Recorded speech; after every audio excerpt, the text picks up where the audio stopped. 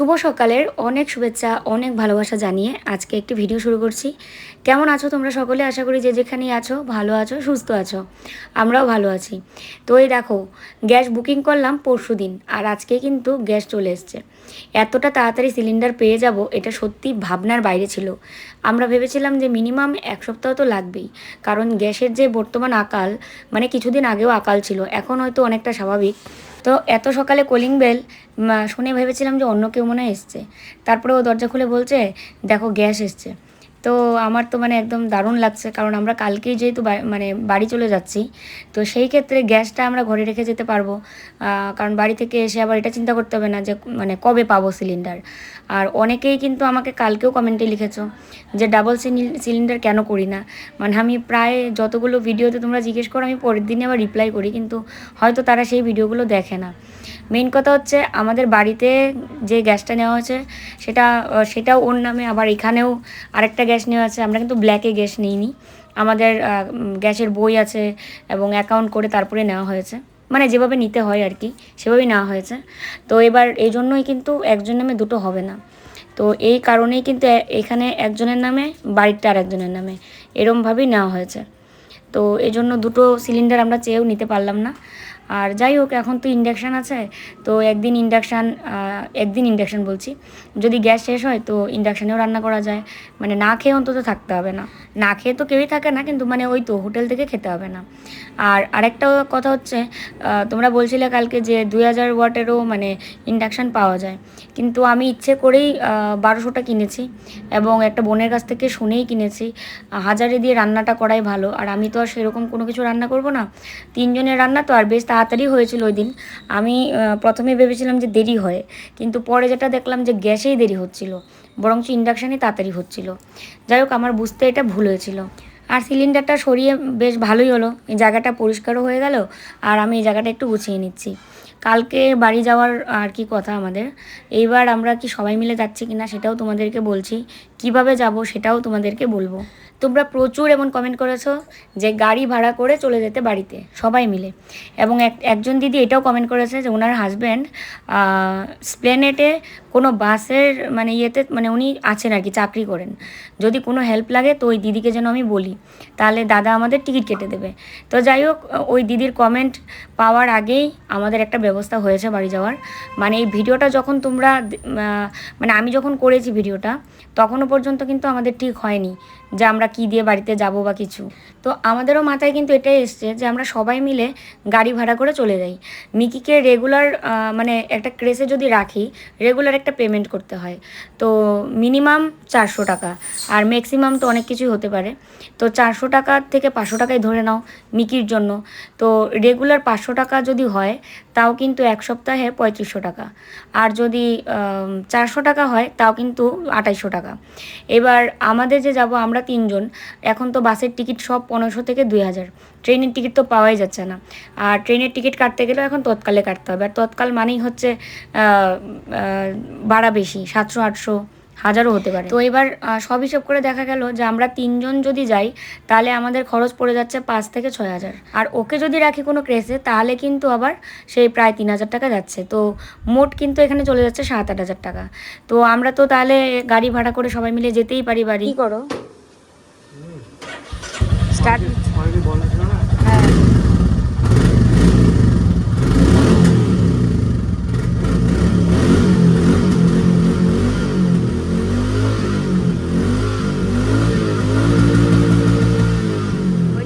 হচ্ছে বাদ দাও। ভয় লাগে যদি গাড়ি ফুট করে দৌড় মারে, ওটা ছাড়তে, ক্লাসটা ছাড়তে যদি দৌড় মারে। তুমি কি ড্রাইভার? আমি তো জানতাম না। তুমি তো একটা বুলেটের মালিক, তুমি ড্রাইভার নাকি?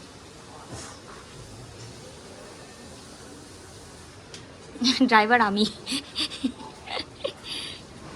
দেখো আমার মাথায় গামছা দেওয়া কেন বলো তো, আমি ভ্যাপার নিচ্ছিলাম। ওই যে দেখো কারেন্টে বসানো, এটা দিয়ে ভ্যাপার নিচ্ছিলাম। গলাটা অনেকটাই ফ্রেশ হয়েছিল, ওই দিন একবার শুধু ব্যাপার নিয়েছিলাম ওই কার্বল, এই মেসেজ বলছি, কার্বল এই মেডিসিনটা দিয়ে। আজকে প্রচুর কাজ রয়েছে, প্রচুর। তো মিকে সকাল থেকে তো দেখলেই কি কাজ করলাম।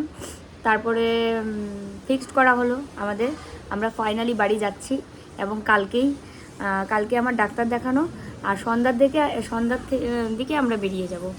তো আমরা কিসে যাচ্ছি সেটাও তোমাদের বলছি। তবে চলো ব্যাপারটা আগে নিয়ে নিই, তারপরে তোমাদের সাথে কথা বলছি। দেখো ওকে নিয়ে এসেছি ছাদে। ছাদে এসে পুরো লাফালাফি, কি হাওয়া ছাদে। বাহ, এটা কি ফুল, কি সুন্দর জাম কালারের। এক গাদা কাপড় নিয়ে চলে আসলাম ছাদে মেলতে। আর তোমরা মানে যে আইডিয়াটা দিয়েছিলে যে টাকা দিয়ে মিকিকে এখানে রেখে যাবে, সেই টাকা দিয়ে সবাই মিলে বাড়ি চলে যাবে, মানে আমাদের ভাড়া এবং হচ্ছে মিকির ভাড়া। তো এই কথাটা অনেকটা ঠিক হলেও আবার কিছু দিক দিয়ে ঠিক নেই। আর সবসময় চিন্তা করতে গেলে দেখো একটা কথা কি, যে মাথায় টেনশান, কারোর জন্য টেনশানটা বড্ড বেশি খারাপ। তারপরেও আমাদের বাজেটের বাইরে হলে আমরা অন্য কিছু ব্যবস্থাই করতাম। তো বাজেটের অবশ্যই বাইরে, কারণ আমাদের বাজেট ছিল হচ্ছে 5,000। আমরা বাসে গেলে তো 5,000ই লাগতো। আর এটাই আমরা ভেবে রেখেছি যে সবাই মিলে বাসে যাব, যেরকমটা লাগে সব সময়, তাও তার থেকে বেশি ধরেই আমরা 5,000 ধরে নিয়েছি। তো এবার কি বলো তো, যে ইনড্রাইভ অ্যাপে যতগুলো গাড়ি দেখাচ্ছিল সব 6 থেকে 7,000। তো দাঁড়াও একটু পরে তোমাদের বলছি। গলায় বেল্ট নিয়ে এখানে গিয়ে ঘাস খাচ্ছে, গলার মধ্যে বেল্ট বেঁধে তারপরে ছাদে নিয়ে এসেছিলাম। দেখো এই যে বেল্ট পায়ের মধ্যে আটকে গেছে, দেখি। কারণ যে যদি লোকজন থাকে ও আগেই দৌড়ে চলে আসে ছাদে, ওই কারণে ওকে ফিতে দিয়ে বেঁধে এনে তারপরে এখানে ছাড়লাম। দুপুর রোদে কেউ ছাদে নেই, বিকেলে হাঁটাহাঁটি করে সবাই ছাদে। তো যেটা বলছিলাম, 5 থেকে 6,000 7,000 এরকম দেখাচ্ছিল ইনড্রাইভে, কলকাতা টু দিনহাটা, মানে একদম আমাদের বাড়ি যেখানে সেখানেই।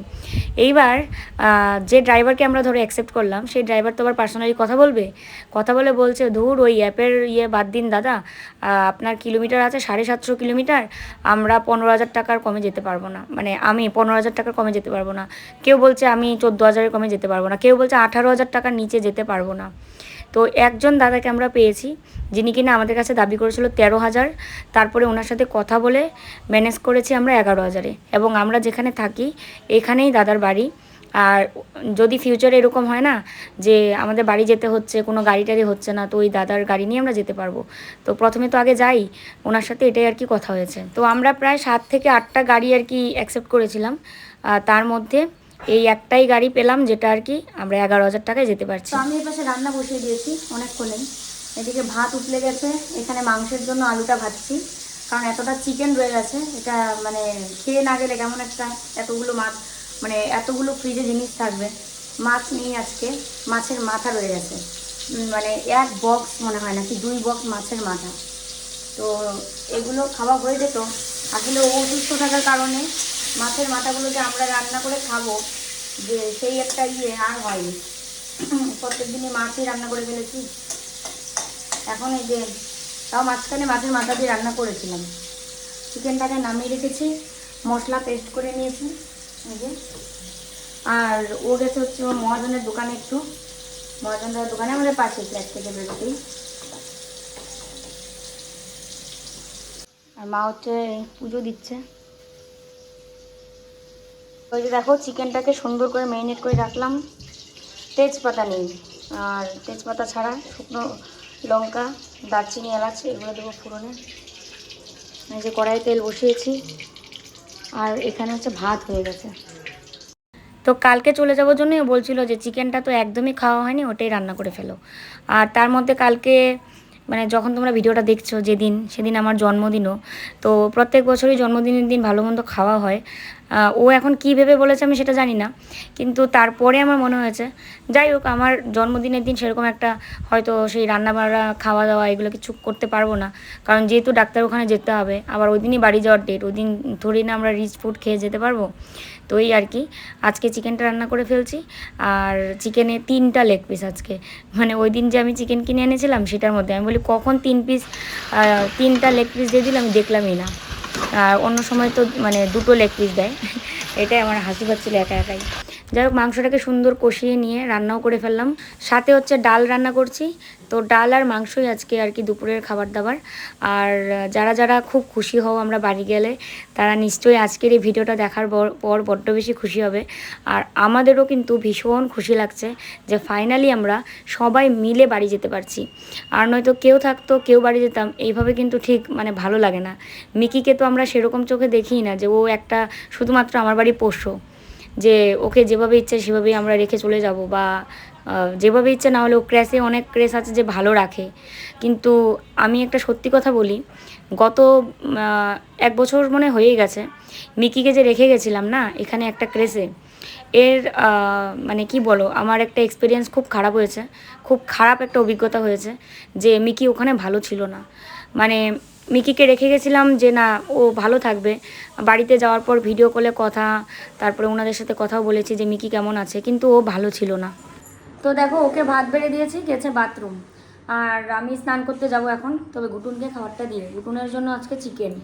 তো ওকে ভাত দিয়েছে, আর মা না পান্তা খেয়েছে, মনে একটু পরেই খাবে। আর আমিও এখন স্নান করতে যাব, স্নান করে এসে তারপরে খাবো। ছাদে আবার কাপড়গুলো মেলে এসছে, এগুলো আনতে হবে। আর কিছু না, চলো পরে কথা হচ্ছে। আমাদের হচ্ছে কালকে যাওয়া, তো সব কিছু ঠিকঠাক হলো। আর মাকে বলেছিলাম মা কি কি কাপড় চোপড় নেবে এগুলো সব গুছাতে, মানে কি কাপড় নেবে মারটা তো মা ভালো বুঝবে।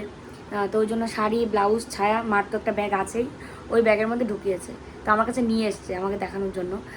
কারণ হচ্ছে আমিও বলছিলাম যে কি কি শাড়ি নিলে, এবার মানে বুঝাতে তো পারছে না, খুলে না দেখানো পর্যন্ত হবে না।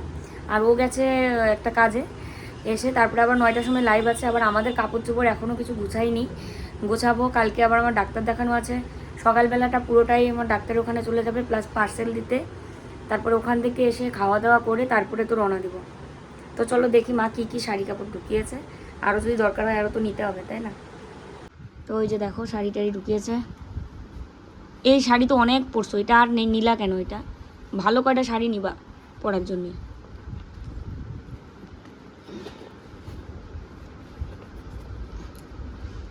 কি কি শাড়ি, ব্লাউজ ছায় তো বেশি শাড়ি কইতা। ও আচ্ছা, তলায় ঢুকাইছে ওই ভালো শাড়িটা, এই দিন দিলাম ওই দিন দিলাম যে ওই ওই শাড়িটা। এই শাড়িটা রাইখা যাও, এটা নেওয়ার দরকার নেই। হ্যাঁ এটা নাও, এই শাড়িটা তো অনেক পরছো, ওটা কি আরও পরবা বাড়ি গিয়া? হ্যাঁ,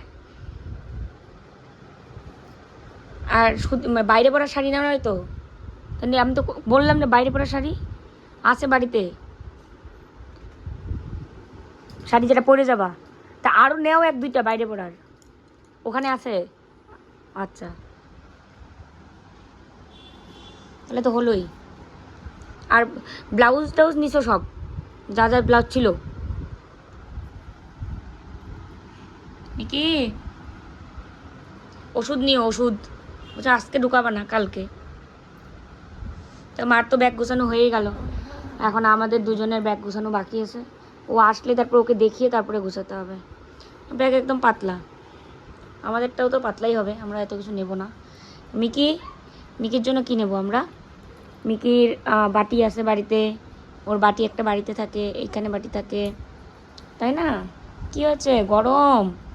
গরমে এমন করছে মনে হয়, গরম লাগে তোমার? কে এসেছে মিকি? দেখো হেয়ার কালার এনেছো, দেখো দেখো, হেয়ার কালার তো মা রাতে দিবে নাকি? রাতে দিবা নাকি মা? আমার গলাটা নিয়ে দূরে কথাও বলতে পারি না। সকালে এই যে নাও, তো আমাকে দিয়ে দিতে লাগবে তো চা খাওয়ার পরে। দেখ দেখ দেখ দাঁড়ায় আছে, এটা আমার নাইটি গুটুন, চাপিয়ে দিতে নিয়ে গেছিলাম না কালকে। এখন এটা দেখো দেখো, নাইটিগুলো না ধুয়ে দিলে তো পড়তেও পারবো না। দেখো দেখো, কিছু আনার পর ওইরকম করে দেখবে, দেখি দেখ দেখ, দুষ্টামি খালি।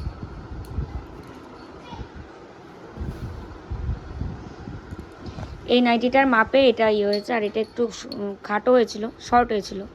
তারপর এটাকে বলেছিল একটু মানে ইয়ে করে দিতে, সেলাইটা খুলে ই করে দিতে, বাড়িয়ে দিতে। তো এই যে এতটুক পর্যন্ত শর্ট ছিল, এবার এটাকে এতটুক পর্যন্ত শর্ট ছিল, হ্যাঁ এতটুক খুলেছে, অনেকটা লম্বা। আর এটাও ঠিকঠাক করে এনেছে। তো এবার হচ্ছে কাপড় চোপড় গোছানোর পালা। আর কোনো জায়গায় যেতে গেলে মনে হয় যে দুনিয়ার সব কিছু নিয়ে চলে যাই। মানে বাড়িতে যেমন কোনো কিছু শর্ট পড়ে না, যখন যেটা মানে দরকার সেটাই পরছি করছি, তখন মনে হয় যে এখান থেকে যাব বাড়িতে বা কোথাও যাচ্ছি সেখানে গিয়ে যদি শর্ট পরে কাপড় চোপড়, মানে এই করতে করতে না আমাদের কাপড় চোপড় অনেক বেশি হয়ে যায়। অবশ্য আমি এমন অনেককেই দেখেছি যে দুজন, ধরো বাবা মা আর একজন বাচ্চা, তারা কোথাও ঘুরতে যাচ্ছে, তাদের লাগেজ 4টা। মানে তখন আমি ভাবি, ওকে বলি যে তুমি যে বলো আমাদের লাগেজ অনেক বেশি হয়ে যায়, তো ওনাদের দেখো তো মাত্র 2জন যাচ্ছে আর একটা বাচ্চা, তারপরেও এতগুলো লাগেজ। তো তারপরে একটা কথা কি, যে কোথাও যেতে গেলে সত্যি কাপড় চোপড় অনেক বেশি হয়ে যায়। আর বাড়ি থেকে মানে খুব তাড়াতাড়িও আসার ইচ্ছে নেই, আবার খুব দেরি করারও ইচ্ছে নেই। তো এবার দেখা যাক কদিনের জন্য যাচ্ছি, তবে মানে কয়েকটা ড্রেস তো নিয়ে যেতে হয়, বাইরে পরার এবং ঘরে পরার। যেহেতু বিজনেসটা যদি করি, তো দিনাটা টিনাটা যাওয়া লাগতে পারে প্রোডাক্ট দেওয়ার জন্য। তো সেই সময় তো কাপড় চোপড় পরে যেতে হবে। আর যা গরম, দিনে তো আমার এখানে কয়েকটা নাইটি পাল্টাতে হয়। তো বাড়িতেও তো তেমনই হবে, বাড়িতে এতটা যদিও গরম হয়তো নেই, কিন্তু তারপরেও মানে এত তো আবার ঠান্ডাও নেই, এই আর কি। তো চলো মানে ইয়েতে কাপড়গুলো ভাঁজ করে নিই, আর ওর কাপড়ও বার করব, মানে প্রথমে আমারটা বার করলাম তারপরে ওরটা। আর গুছানোর তো অনেকগুলো জিনিস বাকি রয়ে গেছে এখনও। তো চলো টুকটুক করে সব গুছিয়ে নিই।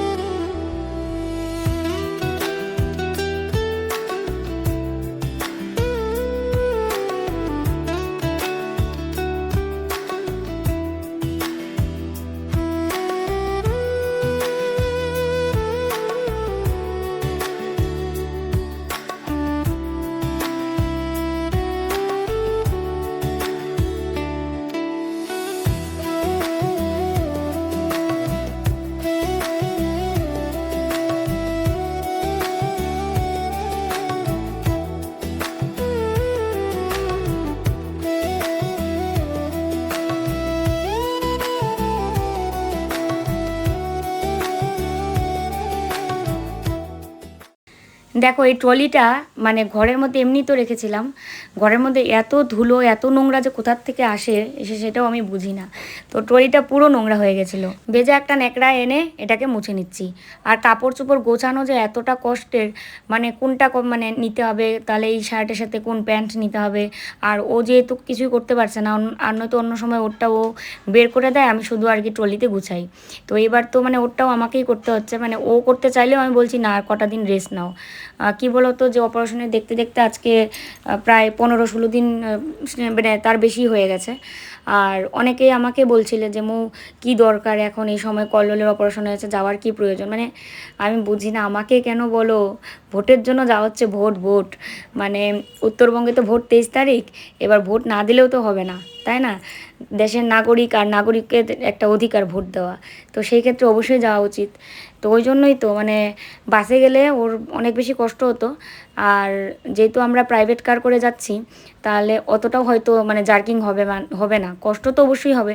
সবচেয়ে আরামের জার্নি হচ্ছে ট্রেন জার্নির থেকে আরাম আর কিচ্ছু হয় না।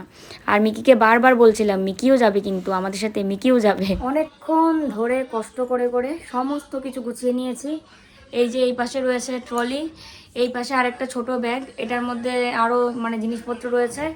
আরেকটা হবে ঠাকুরের ব্যাগ, তো ওটার মধ্যে ঠাকুরের সব জিনিস থাকবে, কারণ গপু আমাদের সাথে যাচ্ছে।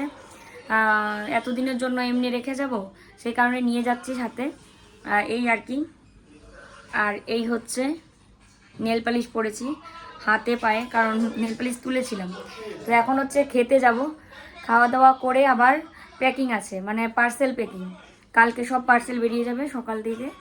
আর তারপরে আমরা যাব হচ্ছে ডাক্তার দেখাতে। তারপরে ওখান থেকে এসে মা হয়তো কালকে রান্না করা লাগবে মার, কারণ কালকে আমি তো বাড়ি থাকবো না, ডাক্তার দেখাবো। তারপরে ওখান থেকে আস্তে আস্তে 2টো বেজে যাবে। তারপরে এসে খাওয়া দাওয়া করে রেস্ট কি নেব, 6টার দিকে আবার বেরিয়ে যেতে হবে। তো এই হচ্ছে মোটামুটি এখন আপডেট। আমার চোখ কেমন লাল হয়ে গেছে, চোখ মুখ, কারণ প্রচুর খাটনি হলো এই ব্যাগটাকে গুছাতে। আর কি নেব কি নেব না মানে এগুলো সব অনেক সিদ্ধান্ত নিয়ে তারপরে গুছাতে হলো। তো চলো খেয়ে আসি, পরে দেখা হচ্ছে আবার। তো ওই যে দেখো এতক্ষণ অ্যাড্রেস লিখলো, এখন হচ্ছে প্যাকিং করতে বসেছে, এখন বাজে রাত্রি 1টা।